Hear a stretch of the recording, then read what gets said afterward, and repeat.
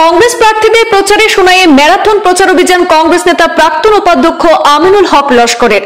ভোটের দিন এগিয়ে আসতে নির্বাচনী পারদ চড়ছে কাছাড়ের অন্যতম আলোচিত সোনাই বিধানসভা আসন এলাকায়।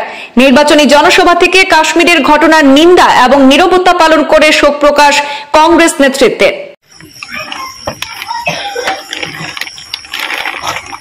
আমরা এই ঘটনার ধিক্কার জানাই, কারণ আজকে যারা করেছে এই ভয়াবহ ঘটনার জন্য সারা মুসলমান দায়ী নয়।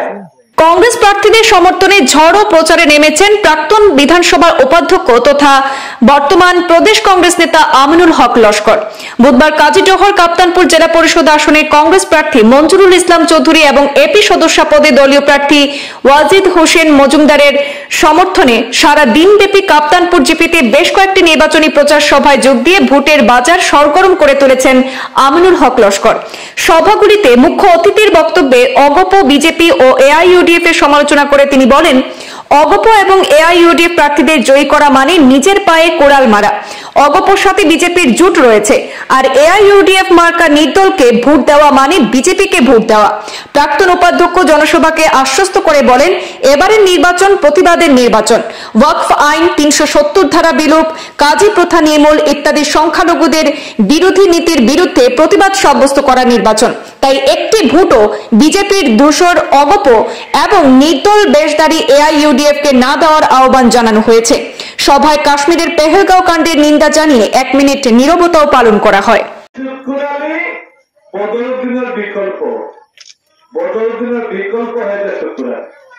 যাই হোক, এখন নির্বাচন আসলেও ভারতবর্ষে একটা সাম্প্রদায়িক বাতাবরণ সৃষ্টি হয়, সাম্প্রদায়িক বাতাবরণ সৃষ্টি হয়। এর জন্য গতকালকে কাশ্মীরে যারা পর্যটক গিয়েছিল ভারতবর্ষের বিভিন্ন রাজ্য থেকে, এই পর্যটকের কোন ধর্ম থাকে না। পর্যটক এরা ভারতীয় নাগরিক। এই পর্যটকদেরকে সন্ত্রাসবাদী যে গুলি করে মেরেছে, এটা আমরা কংগ্রেস দলের কোন অবস্থায় বরদাস্ত করি না, কোন অবস্থায় সমর্থন করি না।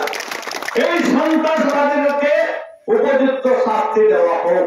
এরা সন্ত্রাসবাদী, এরা যারা নিরীহ পর্যটককে যে গুলি করে মেরেছে, এরা যদি মুসলমান নামে হয়ে থাকে তারা আদৌ মুসলমান নয়, আদৌ মুসলমান নয়।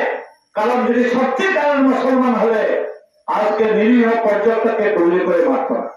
আর সবচেয়ে বড় কথা হয়েছে, যদি সত্যিকারের কোন মজমের জিজ্ঞাসা করে যদি গুলি করে মারে, এর চেয়ে নিন্দনীয় ঘটনা আর হতে পারে না।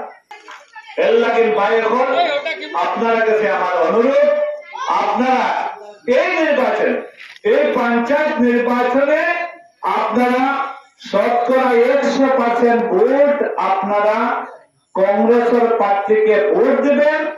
আপনার জন্য, আপনার ছেলেমেয়ের জন্য, আপনার আত্মীয়তার জন্য, প্রার্থীর জন্য নয়, ভবিষ্যৎ প্রজন্ম যাতে সসম্মানে বাঁচতে পারে এই জন্য আপনারা ভোট। এই অনুরোধটা আপনার কাছে থাকবে। আজকে অনেক সময় দেখা যায়, আমরা গত পার্লামেন্ট ইলেকশন থেকে শুরু হয়েছে, এখন ইলেকশন কমিশনেও শুক্রবারে ভোটের দিন নির্ধারণ করে। জানে শুক্রবারে মুসলমানরা জুম্মা পড়েন, 1 ঘন্টা জুম্মায় যাবে, ভোট কাজ কম হবে। আমরাও গত লোকসভার ভোটে আমরা প্রমাণ করেছি, ইলেকশন কমিশন বিজেপির কথায় শুক্রবার দিন ধার্য করলেও ভোট আমরা 100% দেব। আমরা জুম্মা করবো, ভোট 100% দেব। জুম্মার পিরিয়ডের সময়, ওই সময় মহিলাদেরকে দিলেন যে আপনারা ভোটে যান, আপনারা ভোট দেন।